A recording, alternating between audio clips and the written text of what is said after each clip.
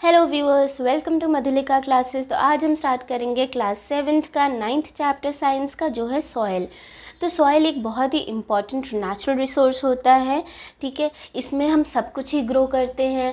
आप एक चीज़ कह सकते हैं कि सॉइल से हमें फूड, शेल्टर और क्लोथिंग सब मिलता है। अब मैं आपको बताती हूँ कैसे।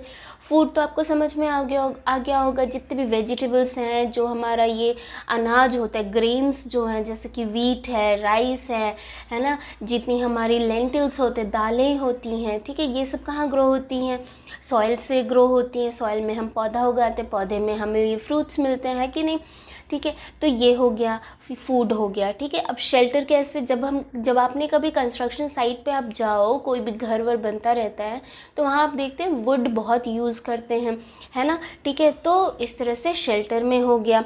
देन थर्ड हो गया क्लोथिंग। क्लोथिंग कैसे? जब मैंने आपको क्लास 6th में बताया था कॉटन एंड जूट फाइबर्स के बारे में। तो ये कहाँ ग्रो होते हैं? ये सॉइल में ग्रो होते हैं, है ना। तो एक तरह से हम कह सकते हैं कि सॉइल से हमें फूड, शेल्टर एंड क्लोथ्स सब कुछ मिलता है। इसीलिए हमें सॉइल को बहुत बचाना चाहिए। जो डिस्ट्रक्टिव चीज़ें होती हैं, उनसे सॉइल को दूर रखना चाहिए, ठीक है ना। चलिए, तो अब हम सॉइल के बारे में आज पढ़ते हैं। तो उसको पढ़ने से पहले एक एक्टिविटी है। इसमें आपको क्या करना है, अलग अलग जगह से आपको सॉइल कलेक्ट करना है और उसके बाद उसको आपको ऑब्ज़र्व करना है with the help of your hand lens, ठीक है। उसको देखिए क्या उसमें हर जैसे आपने अलग अलग जगह से, जैसे कि इस एक्टिविटी में दिया हुआ है, आपने गार्डन से सॉइल लिया, सॉइल फ्रॉम रोड साइड लिया, soil from the area way construction is going on, ठीक है। इस तरह से अलग अलग जगह से आपको सॉइल कलेक्ट करना है। उसके बाद उसको ऑब्ज़र्व करना है कि उसमें कौन कौन से प्लांट्स आपको दिख रहे हैं, कौन कौन से एनिमल्स दिख रहे हैं। कुछ और दिख रहा है तो वो भी आप इसमें ऑब्जर्वेशन में लिख सकते हैं, ठीक है। तो इस तरह से आपको ये एक्टिविटी परफॉर्म करनी है। अब नेक्स्ट, अब देखिए क्या है ना, पॉलीथीन बैग्स जो होते हैं, आजकल पॉलीथीन बैग्स को बैन करने का बहुत ज़्यादा चलन है, ठीक है, लेकिन हो नहीं रहा है। बट हमें कर देना चाहिए, क्योंकि पॉलीथीन बैग्स, ये जो प्लास्टिक्स है ना, ये हमारे सॉइल को बहुत ज़्यादा पोल्यूट करते हैं, ख़राब करते हैं। जो इसमें ऑर्गेनिज़म्स हैं ना, माइक्रो ऑर्गेनिज़म्स हैं, उनको ख़त्म कर देते हैं। इसीलिए जो हमारी बैन करने की डिमांड है, वो बहुत ज़्यादा बढ़ रही है। कुछ और सब्सटेंसेस जो हमारे सॉइल को पोल्यूट करते हैं, वो हैं केमिकल्स हैं, जैसे पेस्टिसाइड्स वगैरह जो यूज़ होते हैं, फैक्ट्री वेस्ट है वो है, ठीक है। वेस्ट प्रोडक्ट्स एंड केमिकल्स जो हैं, जो फैक्ट्री से निकलते हैं, उनको पहले ट्रीट कर लेना चाहिए, उसके बाद ही उनको डिस्पोज़ करना चाहिए, ताकि ये मिनिमम इफ़ेक्ट डालें हमारे जो रिसोर्सेज हैं, जैसे कि एयर, वाटर एंड सॉइल है, ठीक है ना। चलिए, अब नेक्स्ट हम देखते हैं कि हमारा जो सॉइल है उसकी क्या प्रोफाइल होती है। अब सॉइल प्रोफाइल आप समझ रहे हैं।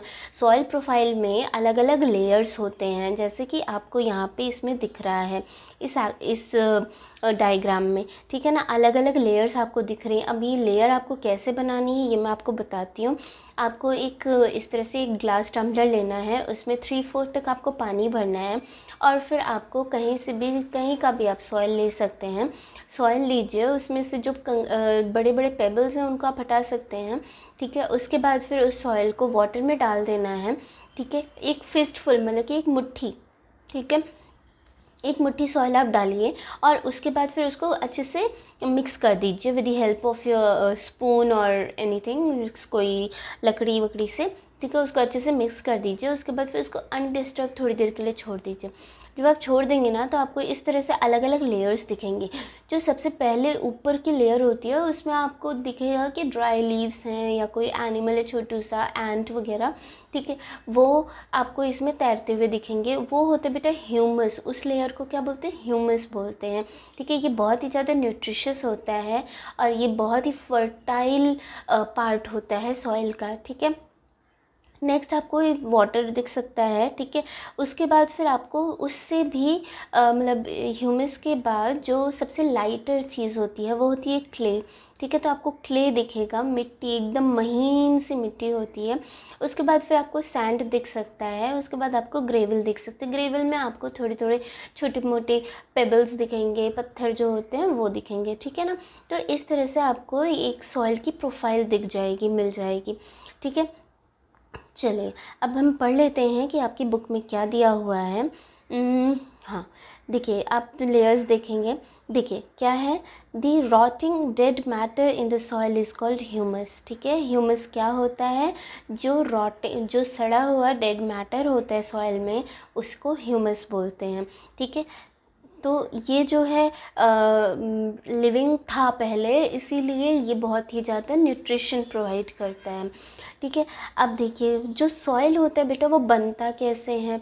ठीक है, वो बनता है रॉक्स की वेदरिंग होके। वेदरिंग टर्म होता है, ये देखिए यहाँ लिखा हुआ है, मेंशन्ड है।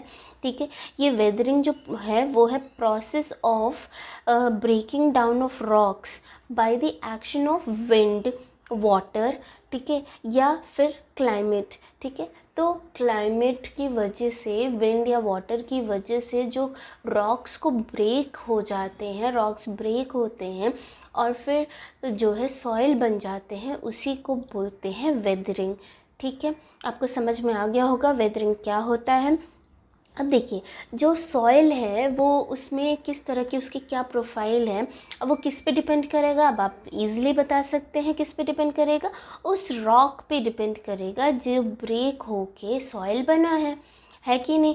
ठीक है ना, तो अब देखिए जो सॉइल प्रोफाइल की डेफिनेशन है, आपको ह्यूमस की, वेदरिंग की, सॉइल प्रोफाइल की डेफिनेशन एकदम रट लेनी है। ठीक है, समझ में आ गई होगी आपको तो रटना आसान हो जाएगा। ठीक है ना, एक vertical section through different layers of soil is called soil profile. अब देखिए वर्टिकल सेक्शन ही तो है ये, है ना, ये एक ही वर्टिकल सेक्शन है। ठीक है, इन विच different layers of soil can be seen is known as soil profile। समझ गए आप। चलिए अब आपको ये easily याद हो जाएगा। ठीक है, ह्यूमस क्या होता है, rotting dead matter in the soil होता है। वेदरिंग क्या होती है, the process by which rocks are broken down to form soil by the action of wind, water और climate is known as weathering. ठीक है ना, सॉइल प्रोफाइल आपको मैंने अभी अभी समझाया है। ठीक है, अब देखिए हर एक जो सॉइल प्रोफाइल में हमने डिफरेंट डिफरेंट लेयर्स देखे, उनके अलग अलग टेक्सचर होते हैं। ठीक है, अलग अलग कलर होगा, अलग अलग केमिकल कॉम्पोजिशन होगा। ठीक है, और इन लेयर्स को, ठीक है, इन लेयर्स को क्या बोलते हैं बेटा, होराइजन बोलते हैं। ठीक है, होराइजन्स बोलते हैं। ठीक है, अब देखिए ये डिफरेंट डिफरेंट होराइजन्स हैं। यहाँ देखिए ये लिखा हुआ है A horizon, B horizon, C horizon and bed rock. Bed rock में तो वो होता है, रॉक्स होते हैं। ठीक है, ए होराइजन आप जिस तरह से देख रहे हैं तो ऊपर वाला एकदम जो ऊपर की लेयर होती है जिसमें ह्यूमस भी होता है, जो जिसको टॉप सॉइल बोलते हैं बेटा, वो ए होराइजन में आता है। देन बी होराइजन उसके नीचे होता है, उसमें थोड़े कंकर पत्थर भी हो सकते हैं, मोस्टली क्ले वाला एरिया होता है, वो बी होराइजन होता है। सी होराइजन में आपको बेड रॉक से छोटे पत्थर मिलेंगे। ठीक है, वो सी होराइजन होता है। ठीक है, चलिए अब आपकी बुक में देख लेते हैं क्या लिखा हुआ है। हम यूजुअली क्या देखते हैं, हम सिर्फ टॉप सॉइल, टॉप सरफेस देखते हैं ना सॉइल का, उसके नीचे के लेयर्स में क्या है वो हमें तो पता नहीं चलता है जब तक हम उसे डिग ना करें। ठीक है, डिग करने के बाद हमें पता चलता है कि अंदर की क्या क्या प्रोफाइल है सॉइल की। ठीक है, जो अपर मोस्ट, ये देखिए लिखा हुआ था, upper most horizon is generally dark in colour as it is rich in humus and minerals. ठीक है, तो ह्यूमस एंड मिनरल्स की वजह से ये डार्क कलर का होता है एंड बहुत ही न्यूट्रिशियस होता है। ठीक है, ह्यूमस की वजह से ही वो जो हमारा टॉप सॉइल है, ए होराइजन है, वो बहुत ही फर्टाइल होता है and provide nutrients to the growing plant. ठीक है, इस लेयर में जनरली, ये लेयर की जो सॉइल होती है वो जनरली पोरस होती है। पोरस मतलब होता है इसमें बहुत छेद होंगे। ठीक है, छेद आप समझ रहे होंगे, ईजिली जो वाटर है वो उसके अंदर चला जाएगा। ठीक है, and can retain more water. ठीक है, तो वही मैंने आपको बोला। ठीक है, it can retain more water क्योंकि ये पोरस है, इसको बोलते हैं टॉप सॉइल और ए होराइजन। ठीक है, समझ गए आप। चलिए अब देखिए, ये जो ए होराइजन है ये प्रोवाइड करता है बेटा shelter to many living organism such as earthworms हैं, रॉडेंट्स हैं, मोल्स हैं, बीटल्स हैं। ये लोग जो बरोज़ बनाते हैं वो इसी होराइजन में बनाते हैं, ठीक है। Roots of small plants are embedded entirely in the top soil, ठीक है। जो रूट्स है प्लांट की वो टॉप सॉइल में ही एम्बेडेड रहती हैं ज़्यादातर। उसके नेक्स्ट का लेयर होता है वो, उसमें ह्यूमस का कंटेंट ऑब्वियसली कम होता है, तो बट मिनरल्स ज़्यादा होते हैं उसमें, ठीक है ना। ये लेयर हार्डर होती है और बहुत ज़्यादा कॉम्पैक्ट होती है और इसको बोलते हैं बी होराइजन या फिर मिडल लेयर, ठीक है ना। नेक्स्ट देखते हैं सी होराइजन, जो कि थर्ड लेयर होती है। ये इसमें क्या होता है, स्मॉल स्मॉल से बेटा रॉक्स होते हैं, क्रैक्स होते हैं इसमें और क्रेविसेस होते हैं, ठीक है। क्रेविसेस होते हैं मतलब कि उसमें क्रैक्स हैं, समझिए आप। जैसे कि ये हमारा सी होराइजन है तो इसमें क्रैक्स होंगे, ठीक है। इन्हीं को क्रेविसेस बोलते हैं इंग्लिश में, ठीक है ना। क्रैक्स होंगे, ठीक है, जिसकी वजह से ईज़िली वाटर उसमें पर्कुलेट हो जाए, मतलब कि अंदर चला जाए, ठीक है। इस लेयर के बाद आता है बेड रॉक, ठीक है। सी होराइजन में हमने पढ़ लिया, ठीक है, कि small lumps of rocks with cracks and crevices होते हैं, और उसके नीचे होती है बेड रॉक, जो कि बहुत ही हार्ड होती है and it is very difficult to dig the bed rock, ठीक है ना। ये आपको समझ में आ गया। अब चलिए हम देख लेते हैं सॉइल के क्या क्या टाइप्स होते हैं। अब आप खुद सोचिए, सॉइल के टाइप्स किस पे डिपेंड करेंगे कि सॉइल में किसका कंटेंट ज़्यादा है कि नहीं। चलिए, जो रॉक वेदर हो के सॉइल बना है वो रॉक किस टाइप का था, उस पे हमारी सॉइल की टाइप डिपेंड करेगी, ठीक है। अब सॉइल में हमने क्या देखा, रॉक्स होते ही हैं, छोटे छोटे पेबल्स होते ही हैं, ठीक है, उसी रॉक के टुकड़े होंगे वो, ठीक है। दूसरा बेटा होता है क्ले होता है, ठीक है, सैंड होता है और लोम भी होता है, ठीक है। क्ले, सैंड एंड लोम होता है, ठीक है। इसके बारे में मैं आपको बताती हूँ। तो देखिए क्या होता है, जो ये हमारा rock, the mixture of rock particles and humus is called soil, ठीक है। ये हो गई हमारी सॉइल की डेफिनेशन। सॉइल क्या है, मिक्सचर है उस रॉक के पार्टिकल का जिससे वो वेदर हुआ है एंड ह्यूमस, ठीक है। So you can say that soil is mixture of rock particle and humus, ठीक है ना। तो ये हो गई हमारी सॉइल की डेफिनेशन, ये आपको याद करनी है। कुछ लिविंग ऑर्गेनिजम्स होते हैं जैसे कि बैक्टीरिया है, प्लांट के रूट्स हैं, अर्थवॉर्म्स हैं, ये भी इम्पॉर्टेंट पार्ट होते हैं हमारे सॉइल के, ठीक है। अब सॉइल को किस बेसिस पे डिफ़ाइन किया, किस बेसिस पे क्लासीफाई किया है सॉइल को, इस जिस सॉइल में ग्रेटर प्रोपोर्शन होगा बड़े पार्टिकल्स का, मतलब कि वो सैंड है, ठीक है। सैंड जिसमें ज़्यादा होगा वो सैंडी सॉइल उसको कह देंगे, ठीक है ना। अब नेक्स्ट होता है जिसमें फाइन पार्टिकल्स ज़्यादा होंगे उसको बोल देंगे क्ले सॉइल, ठीक है। और जिसमें ये दोनों ही सैंड एंड क्ले दोनों ही सेम मात्रा में है, सेम अमाउंट में है, उसको बोल देते हैं बेटा लोमी सॉइल, ठीक है। अब देखिए जो सैंडी सॉइल है, तो सैंडी सॉइल में क्या है कि वो बड़े बड़े पार्टिकल्स हैं, है कि नहीं। बड़े बड़े पार्टिकल से तो वाटर इजीली इसमें से चला जाएगा, रुकेगा नहीं, ठीक है। तो ये वाटर रिटेन नहीं कर सकता है, लेकिन ये बहुत ही ज़्यादा पोरस होता है, पोरस है, एयर कंटेंट बहुत है इसमें, ठीक है। नेक्स्ट ये देखिए यहाँ लिखा हुआ है the size of particle in soil has an influence on it's properties.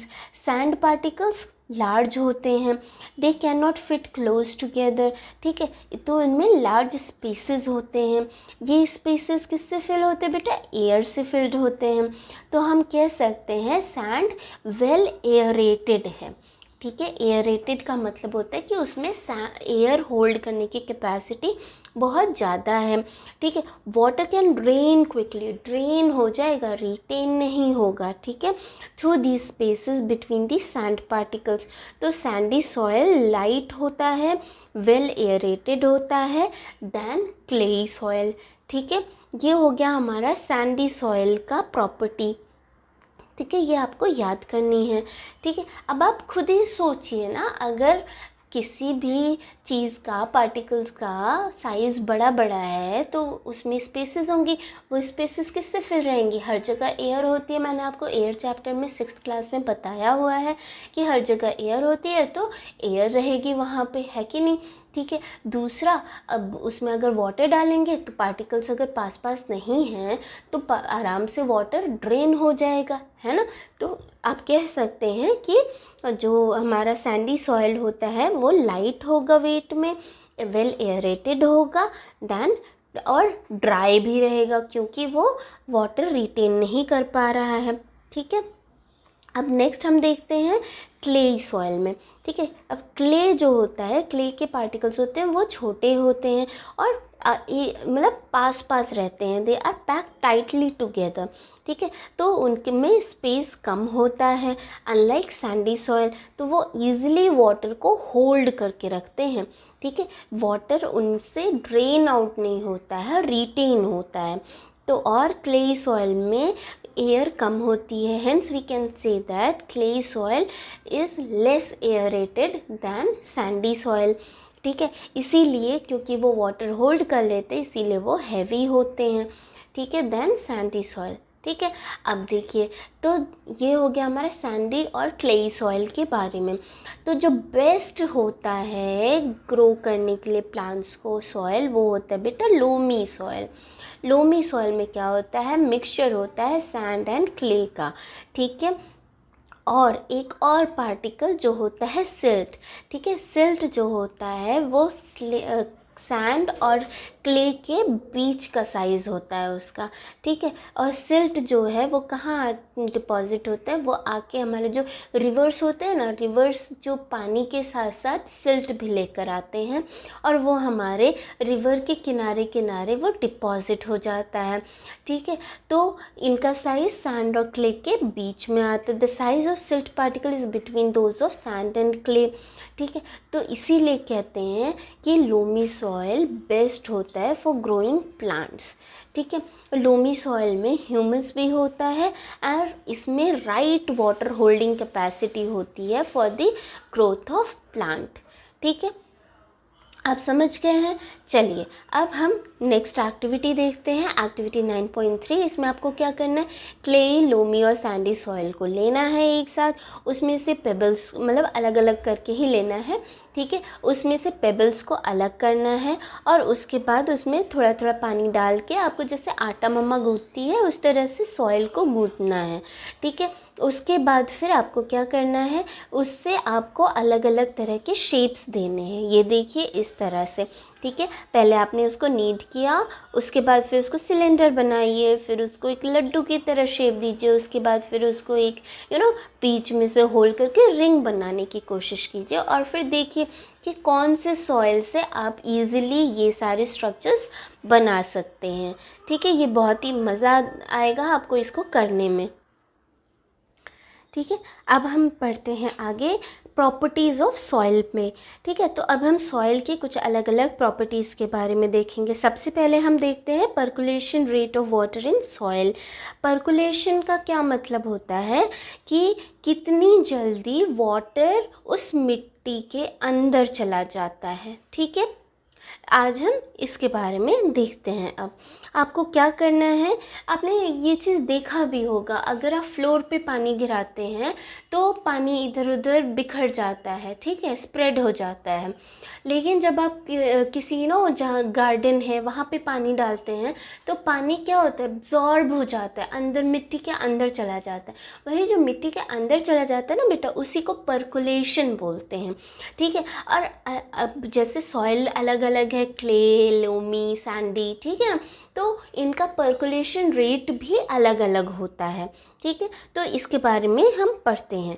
चलिए, तो इसको जानने के लिए सबसे पहले आपको क्या करना है? आपको एक एक्टिविटी परफॉर्म करनी है। इसमें आपको क्या करना है? अलग अलग तरह के सॉइल के साथ आपको ये एक्टिविटी करनी है। ठीक है। आपको सॉइल को लेकर नहीं आना है। आपने कोई भी एक सिलेंडर लीजिए या टिन कैन लीजिए, सेम डायमीटर का 3। ठीक है, 3 टिन कैन लेकर उसके बाद फिर आपको क्या करना है, अलग अलग आप देख लीजिए, ये सैंडी सॉइल है, यहाँ लोमी सॉइल है, यहाँ क्ले सॉइल है, ठीक है। वहाँ पे आपको उसको उस टिन कैन को रखना है, ठीक है। थोड़ा सा अंदर 2 सेंटीमीटर डीप में आपको उसको रख देना है।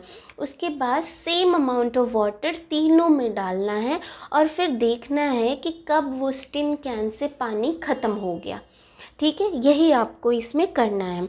अब उसके बाद फिर ये आपका फॉर्मूला है, इससे आपको पता करना है पर्कुलेशन रेट ml पर मिनट, ठीक है। अमाउंट ऑफ वाटर, जैसे कि हमने इसमें 200 ml पानी लिया था और कितना टाइम लगा उसको ख़त्म होने में उस टिन कैन से, मतलब कि टिन कैन लिया, देखिए मैं आपको ढंग से नहीं बताया शायद, ठीक है। टिन कैन लो, ठीक है, इधर वाला इसका काट के निकाल देना, मतलब कि ऊपर नीचे दोनों हॉलो रहेगा वो, ठीक है।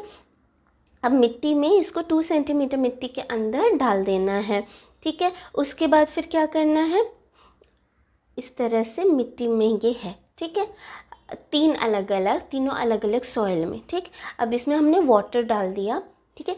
अब आपको देखना है कि ऊपर जो ये मिट्टी है यहाँ पे, ये कब जो है ऐसा, जैसे यहाँ पे ऊपर तक पानी पानी था, ये पानी कब ख़त्म हो गया, मतलब कि ये अंदर कब चला गया, ठीक है। जब सारा पानी अंदर एब्जॉर्ब हो गया उस टाइम को आपको नोट करना है, ठीक है। वही आपको अमाउंट ऑफ वाटर लिखना है ऊपर, नीचे पर्कुलेशन टाइम, मतलब कि कितनी देर में वो पानी ख़त्म हो गया इन मिनट्स, ठीक है। जैसे कि सपोज़ कीजिए आपको 20 मिनट्स लगा इन 200 ml वाटर को पर्कुलेट होने में, तो 200/20 विल बी 10 ml पर मिनट, ठीक है। ये हो गया आपका रेट ऑफ पर्कुलेशन, ठीक है। इस तरह से हम पर्कुलेशन रेट निकालते हैं सॉइल का, तो इस तरह से आप ये कर सकते हैं। नेक्स्ट हम देखेंगे मॉइस्चर इन सॉइल। तो आपने कभी कभी देखा होगा जब आप गर्मी में कहीं जा रहे होते हैं तो दूर आपको ऐसा लगता है ना कि सॉइल के ऊपर ऐसे कुछ शिमरिंग सी हो रही है, मतलब कुछ चमक रहा है ना। समझ रहे हैं आप, जैसे कि फ्लेम होता है तो फ्लेम के काफ़ी ऊपर थोड़ा शिमर होता है ना, ऐसा लगता है कि एयर आपको दिख रही है कि नहीं। आप कभी नोट करना है, ये मेरे को तो ऐसा लगता है, ठीक है। तो आप कभी ऐसा नोट करना, ठीक है। मॉइस्चर इन सॉइल में हम पढ़ेंगे यही, ठीक है। आपको क्या करना है, 2 बॉइलिंग ट्यूब लेना है, एक बॉइलिंग ट्यूब लेना है, उसमें 2 स्पून आपको सॉइल डालना है, ठीक है। वाटर नहीं, कुछ नहीं, ठीक है। सॉइल डालना है और उसको हीट करना है। जब आप हीट करेंगे ना तो आप देखेंगे कि ऊपर में ना थोड़ा सा शिमरिंग सी हो रही है, ठीक है। वो शिमरिंग क्यों होती है, क्योंकि जो वाटर में, जो सॉइल में वाटर है ना, वो इवेपोरेट हो रहा है। क्यों, क्योंकि इस पर सनलाइट पड़ रही है।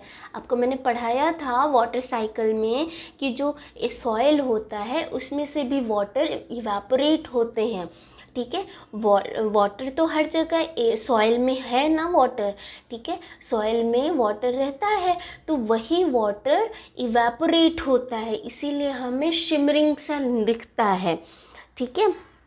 देखिए लिखा हुआ है, on hot summer days the vapour coming out of the soil reflect the sunlight, ठीक है, and the air above the soil seems to shimmer, ठीक है ना।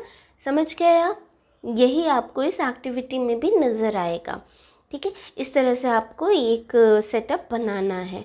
इसमें इस तरह से आपको स्टैंड लिया, आपने एक बॉइलिंग ट्यूब लिया, इसमें आपने सॉइल सैंपल डाला और फिर हीट करेंगे तो आपको इस तरह से आपको नज़र आएगा, ठीक है। चलिए नेक्स्ट देखते हैं absorption of water bye soil, ठीक है। अब कितना पानी कौन सा सॉइल एब्जॉर्ब करता है वो भी देख लेते हैं, ठीक है। क्या सारे सॉइल एक जैसा पानी एब्जॉर्ब करते हैं, जी नहीं, ठीक है। तो उसके लिए आपको क्या करना है, एक प्लास्टिक का फनल लेना है, उस पर फिल्टर पेपर डालना है और उसके बाद फिर उसमें 50 ग्राम ऑफ सॉइल लेना है, ड्राई सॉइल होना चाहिए, अलग अलग सॉइल, ठीक है। लेके उसके बाद फिर आपको क्या करना है, उसमें ड्रॉप बाय ड्रॉप वाटर डालना है, ठीक है। और वो वाटर आपको मेजर कर लेना है कि इतने ml हमने वाटर लिया हुआ है, ठीक है।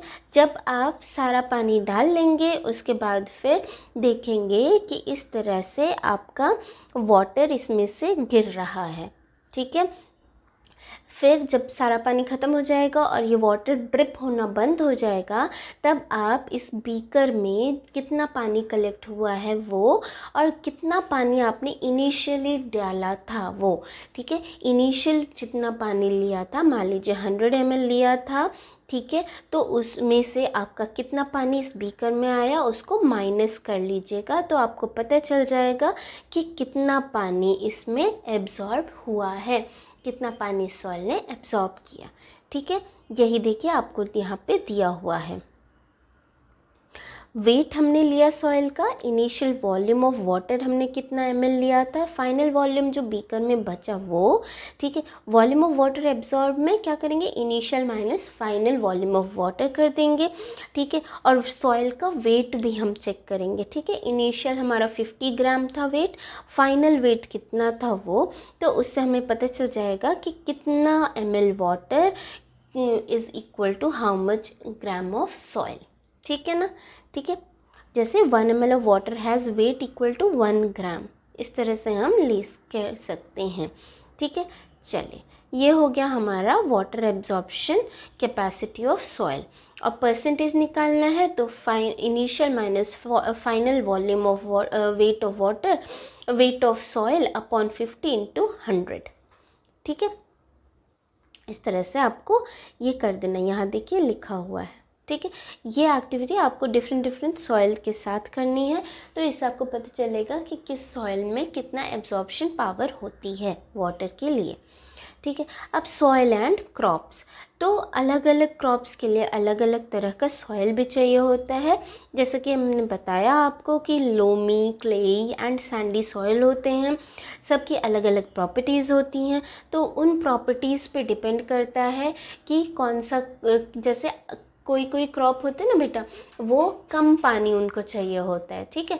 तो अगर आप उनको क्ले सॉइल में ग्रो करवा देंगे तो वो ख़राब हो जाएंगे, उनका फसल अच्छी नहीं होगी, ठीक है। इसी तरह से कुछ चाहिए, जैसे आपका ये जो राइस होता है, मेज़, ठीक है, वो उसको चाहिए होता है बहुत ज़्यादा पानी, ठीक है। तो उसको अगर आप क्ले सॉइल में करवाएंगे ग्रो तो ज़्यादा बेटर होगा, ठीक है। इसी तरह से अलग अलग क्रॉप्स को अलग अलग तरह के सॉइल टाइप में ग्रो करवाते हैं, ठीक है।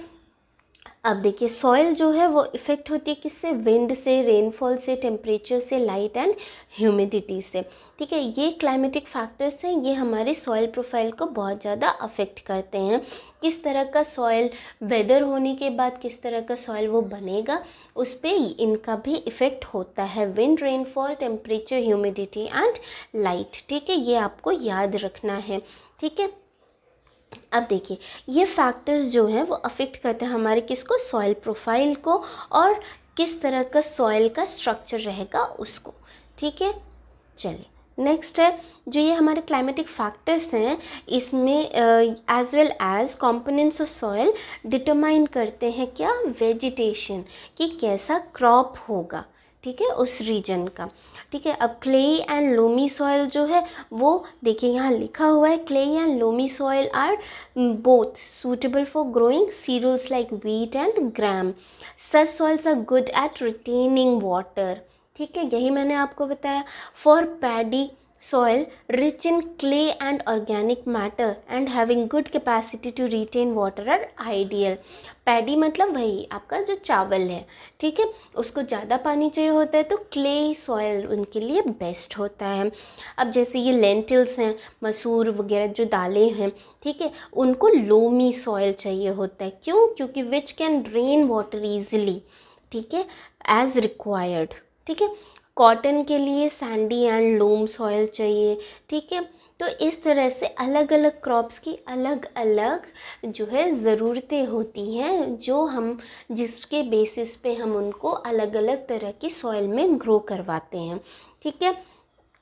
Crops such as wheat are grown in fine clay soil because they are rich in humus and are very fertile, ठीक है।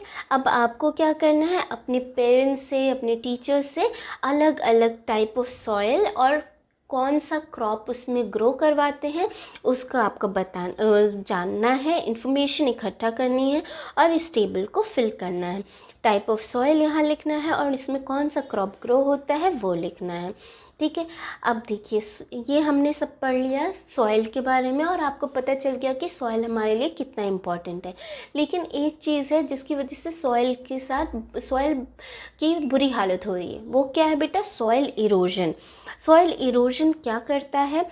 सबसे पहले जो हमारा सरफेस सॉइल है ना, टॉप सॉइल है, उसको रिमूव हो जाता है। किससे? जैसे वाटर फ्लडिंग हो गई, ठीक है, या फिर बहुत ज़्यादा तेज़ हवा चल रही है तो वो उड़ा ले जाती है उस सॉइल को, टॉप लेयर को। ठीक है, तो इसी को बोलते हैं soil erosion. The removal of land surface by water, wind और आइस इज कॉल्ड इरोजन। ठीक है, जो हमारे प्लांट्स होते हैं, इसीलिए हम कहते हैं बहुत ज़्यादा प्लांट्स ग्रो करो, ट्रीज़ ग्रो करो। क्यों? क्योंकि ये इनके जो रूट्स होते हैं ना, वो सॉइल को पकड़ के रखते हैं, तो ईज़िली वाटर या विंड उनको अपने साथ ले के नहीं जा पाते हैं, तो सॉइल इरोजन कम होता है। ठीक है, in absence of plants, soil becomes loose, so it can be moved by wind and flowing water. Erosion of soil is more severe in areas of little or no surface vegetation, ठीक है, such as desert or bare lands. So cutting of trees and deforestation should be prevented and effort should be made to increase the green areas. अब आप समझ रहे हैं soil erosion के बारे में, आपको पता चल गया। तो हमें ज़्यादा से ज़्यादा पेड़ लगाने चाहिए और अपनी सॉइल को बचाना चाहिए। ठीक है, अब ये तो हमने पढ़ लिया सॉइल के बारे में। अब आपने देखा होगा सॉइल के बहुत सारे बर्तन भी बनते हैं, जैसे कि सुराही होती है बेटा, एक सुहागपुरी सुराही बहुत फेमस है। ठीक है, तो उसका एक ये केस स्टडी है, ये इन्होंने बताया हुआ है इसमें कि ये सॉइल लेते हैं, उसको किस तरह से, कहाँ से लाते हैं सॉइल, वो ब्लैक सॉइल लाते हैं from pieces of barren land.